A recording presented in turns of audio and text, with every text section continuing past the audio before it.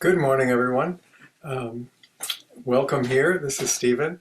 As you can probably see, I'm not actually in the Unity Sanctuary this morning, but I'm recording this because of the icy roads and parking lots and so on. So this is going to be uploaded to the YouTube channel, which is hopefully where you'll see it. So thank you for joining me this morning. Um, so my talk this morning is called The Wings of Freedom. And part of it's just informational, part of it I hope is inspirational as well. I don't know how often we actually pay attention to and question things that are just kind of background in our lives sometimes. But I wanted to point out that for those of you who frequent Unity, or the next time you go in at least, take a look up at the front of the church. Behind where the minister and the speaker and the musicians all are. On that wall, there's a beautiful wooden stylized set of wings, symbology of wings on that wall. It's just gorgeous. And I want to talk to you about what that is and why that's there. And then also what that symbology means to us in our lives. So first of all, wings have been used in cultures throughout the world, throughout history, usually depicting some spiritual aspects or qualities. Some of the common ones are freedom, because of the idea of taking flight. Another one is spirituality, because like the wings of spirit. Another one is safety. There's many places in the Bible where it talks about the divine or the Most High God gathering us in the shelter of his wings or under his wings as a place of safety. And so it's often a place of safety. So spirituality, freedom, safety, the soul, being free to soar into the heavens, that sort of thing. Flying above basically the problems of the world. And also the idea of return, that at some point, whether it's after death or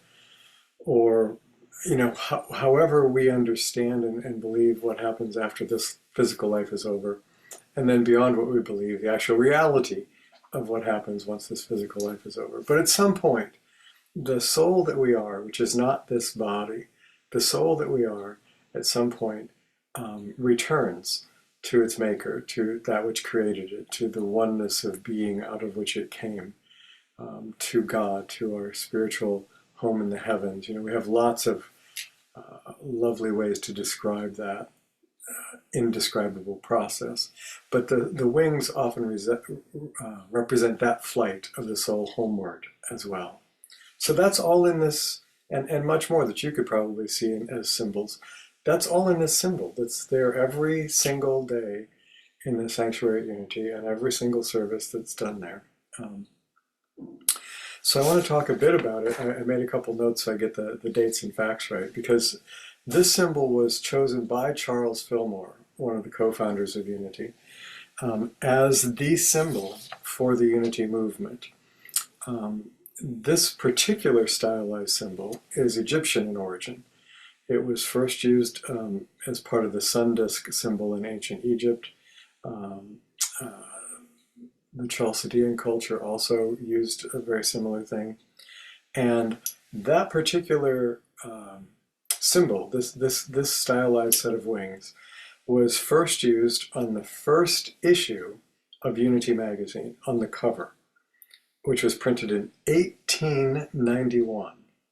Yeah, 1891. I have grandchildren who think I'm really old because I remember the Beatles. 1891. This was first used, which was about the same time, actually, that the Fillmores decided to label what they were doing, their spiritual philosophy, their teaching, the movement that they had started, to call it Unity. So I want to read you something that Charles Fillmore wrote about this symbol and why he chose that. So this is now a quote from Charles Fillmore. "The Great Pyramid was constructed under the direction of a very ancient society, and it is now in our world manifesting itself again in the building of a temple not made with hands, a temple whose permanency and proportions are every bit as great as the one at the Great Giza Plateau, the geometric symbol of this movement. The temple that's now being built is one of a unified humanity by whom God will be universally recognized as the infinite source of all supply, as our bountiful Father, as the one supreme source of all life and all love. That's the end of the quote. According to Charles, he found this particular image in a publication called The Winged Globe, published by F.B. Dowd in the book called The Temple of the Rosy Cross. And in that book, which was a Rosicrucian book, if you're not familiar with Rosicrucians, the Fillmores studied a lot of ancient societies and a lot of mystery schools, including the Rosicrucians and others as well.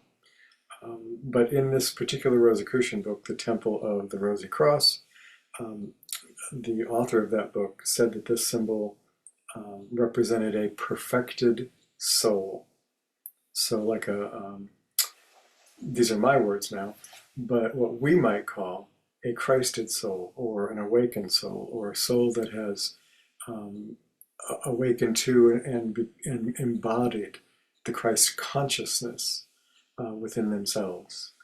So there's a lot that this symbol represents, and we see it all the time. And I just was inspired to share with you that there's a lot of meaning there. So maybe next time you see it, you can take in some of that. So I want to read you just a little bit more. This is also from Charles Fillmore's writings. And it says, quote, "The winged globe, or the sun disk, was a religious symbol that had its earliest use in Egypt. It represents to me the relation existing between spirit, soul, and body. Soul is what gives wings to our body.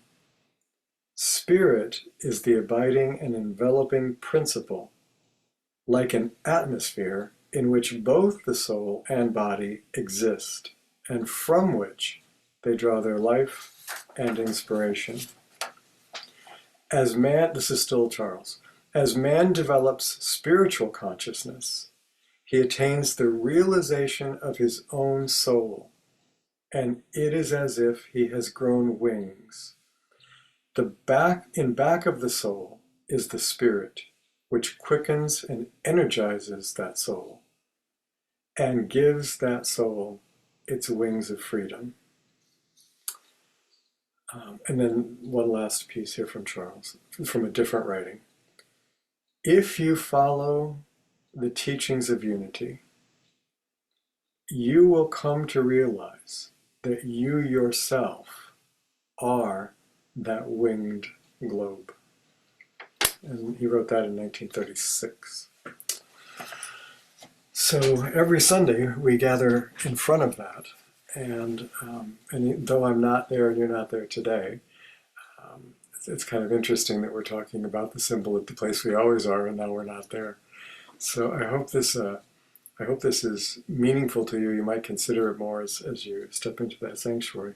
But now I want to talk to you a little bit about, again, the application of that in our lives. So a common experience, certainly one I've had many times, is that there's a sense of being limited, being restrained or constrained, being somehow, whether from the outside influences or whether from internal ones we've self-created in our emotional, mental makeup of things and the patterns we've developed. There is this sense of not being able to really express ourselves, to really be free, to really be at peace with ourselves, to really feel safe. Remember, the wings represent safety as well. To really feel safe revealing who we are inside. Because we've had, honestly, a lot of experience in the world that has taught us it's not safe to reveal ourselves. People will use that information to wound us or try to control us or hurt us or simply disregard it and dishonor us or and demean us in some way.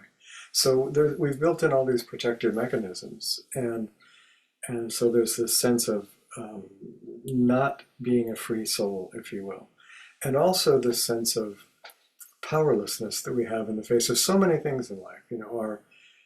Our health, can we control that? Well, certainly we can influence it by our attitudes, by our diet, by our exercise, by our practices, by our rest, by the stress levels we carry or learn to release. Um, we certainly influence it, but do we really control it? Often, especially when we've been injured or seriously ill, we certainly don't feel like we can. Do we control the outcome of things in our life? Or do we set intentions that move things in a certain direction, but because of other influencing factors, don't always work out the way we intend? So do we really control those things? So oftentimes we feel kind of helpless or powerless, and when we read things or hear things about the power of God, we kind of wonder, well, where is it? So for me, part of the meaning of this symbol that Charles and Myrtle used for this movement is that it's also an empowering symbol, saying whether you and I realize it in this moment or not, at some moment we will. At some moment we will grow into this realization and then embody that realization. And that is that we are this free soul that is created out of the very essence of the living God, of the very same stuff, that every attribute that is in God is also in you and in me. Not in this physical form, but in our souls, that which was created in the image of and likeness of God. And that when we awaken to that, we begin to get in touch with that inner reservoir of strength and power and wisdom and all of those attributes that we associate with Christ or the Christ consciousness, which is something we often put off on somebody else. Jesus was that, but I'll never be that. Or whoever you might want to pick. Buddha was this remarkable soul, but I'm not. Or whoever was. Mother Teresa was this amazing, but I'm not. I'm not any of that. Or the minister here is that, but not me.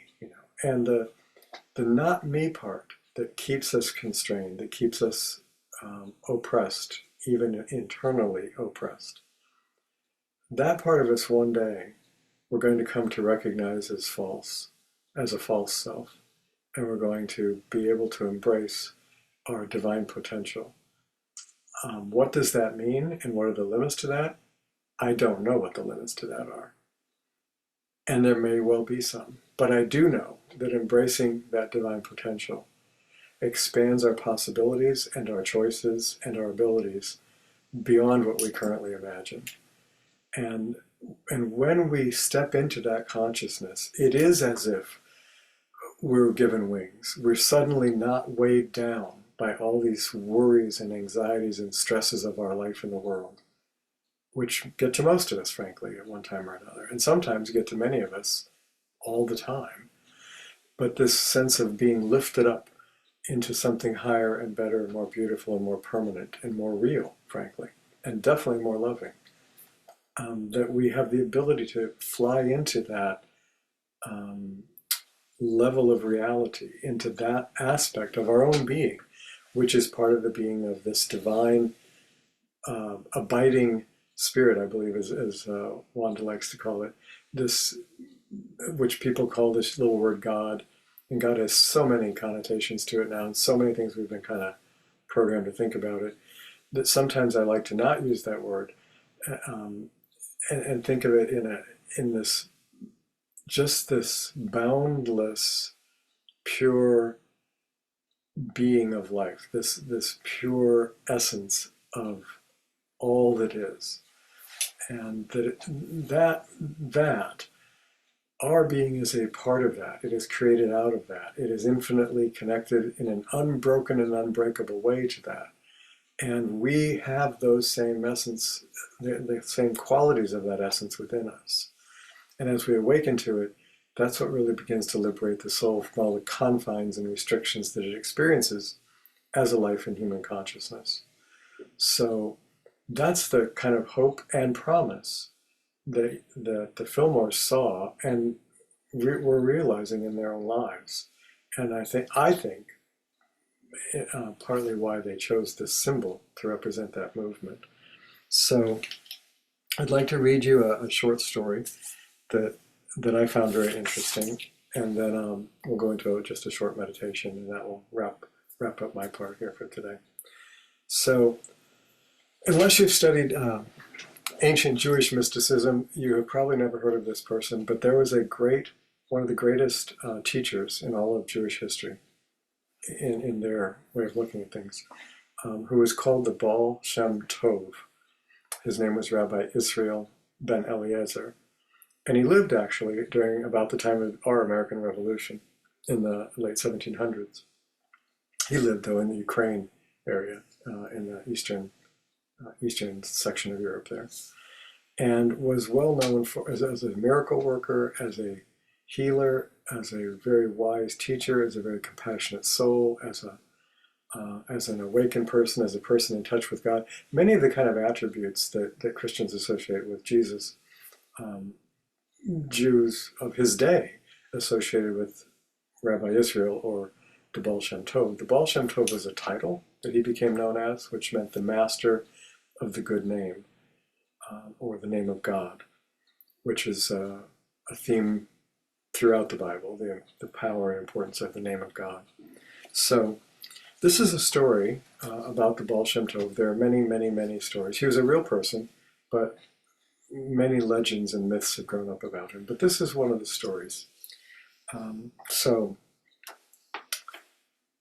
on one night, the great rabbi, the Baal Shem Tov, returned home after a very long day of healing and helping others, and lay down in his bed for a much-needed rest. He fell deeply asleep when he found himself inwardly awakened by an angel. Baal Shem, wake up, the angel said. What is it you want? The Baal Shem asked. The angel said, come with me now. And suddenly he found himself traveling with the angel to a clearing. And at that clearing, the Baal Shem saw a very young man, 16 or so years old, walking very slowly along a narrow and dangerous path. The Baal Shem saw that on one side of the path was a raging sea of blood, a sea of hatred and violence and danger everywhere. Not unlike the dangers of the wilderness that Moses and his people faced in the Exodus. And I might add, not unlike much of what's happening in the world today. But back to the story. On the other side of the path, the Baal Shem saw a very deep, endless-looking abyss, a cold blackness of nothingness. The Baal Shem tried to call out to this young man because he realized this young man could not see what was on either side of the path. He wanted to warn him that he was walking into inevitable danger on either side. But the angel closed the rabbi's lips so that he could not speak in that moment. And he tried and tried, but could not.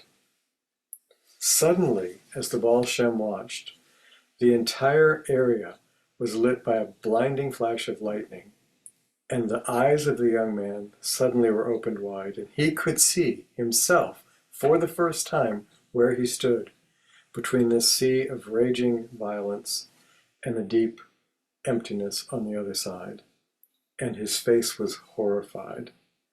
He was so frightened, he began to teeter back and forth and was about to lose his balance, and thought there was nothing he could do. He was going one way or the other. Just before he fell, Using all the energy he could muster, the Baal Shem managed to speak, and he yelled to the young man, "Just fly! You can fly!"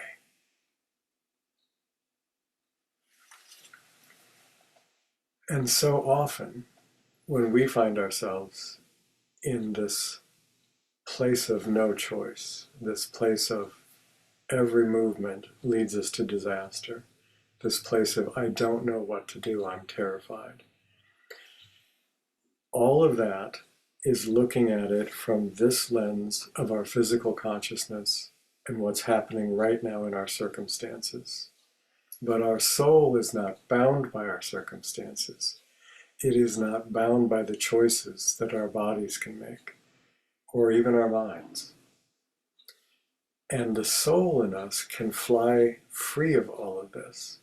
It can move into these transcendent spheres of awareness where we have a much bigger picture of what's going on and see things much differently, and quite literally fly above the situation in which we find ourselves. And that flight, that height, that greater perspective will open vistas of choice to us we could not perceive unless we took flight and moved into a higher realm. The physical consciousness was just not capable of seeing it. But the soul consciousness, the Christ consciousness in us, it could. If we make that ascent and use the God-given wings of spirit to fly above, then whole new worlds of opportunity open up to us. Whole new miracles can happen, whole new ways of being, whole new outcomes.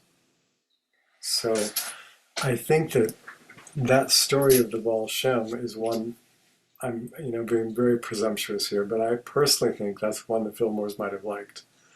And I hope you did too. So with some of those ideas, and as I hope motivators for you to pursue in your efforts to really awaken that Christ in you and really begin to stretch your own wings and find the power that they have. Let's take a few moments and just move into meditation together. So if you'd like to close your eyes, perhaps you can still remember those wings well enough to visualize them in your mind's eye, but whether you can or not,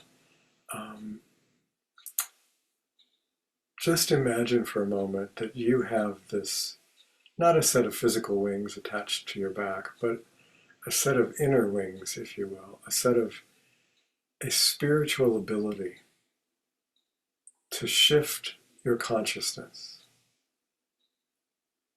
to lift it above all of the struggles of your everyday world, all of the anxieties, that taking in all the information about how awful the world is right now and how many trouble spots there are, all of those things that bother us, your finances, your health, your children's choices, whatever it may be, it is all troubling. All those things we need to deal with in the world. All those things are there that we can bring light and love and clarity and peace to them.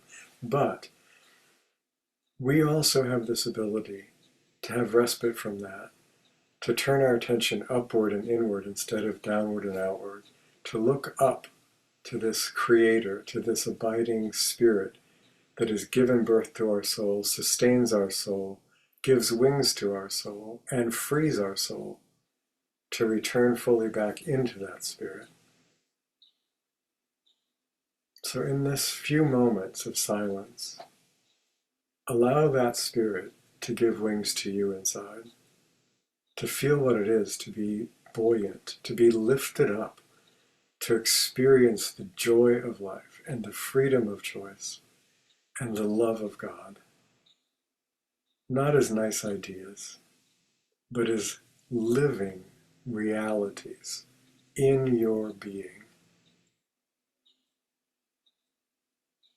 Just now, Lord, we ask that each and every one of us listening to this is able to set aside those internal doubts and blocks, whatever they may be, and receive the gifts of your Spirit and show us your promises are true.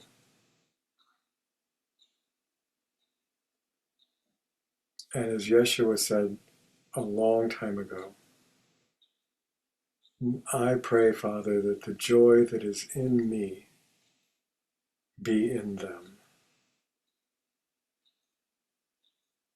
and that as you live in me, that we live in them.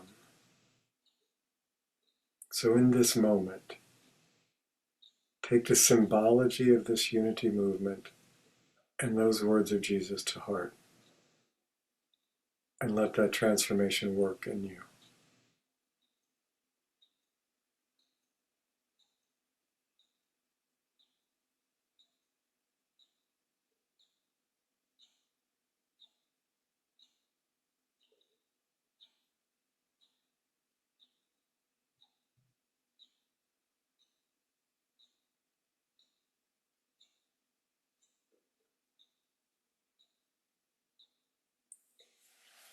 And so we close today with the prayer that we are grateful for all those blessed teachers who came before us to bring these teachings into our awareness, to open the way before us, to inspire us to walk in that way, and to promise us that it really does lead somewhere our soul is longing to go. May the path be open and clear before you, and as you walk it, may you be open to the blessings that God gives you and to sharing them with all you meet. Thank you for spending this time with me this morning. God bless. Bye for now.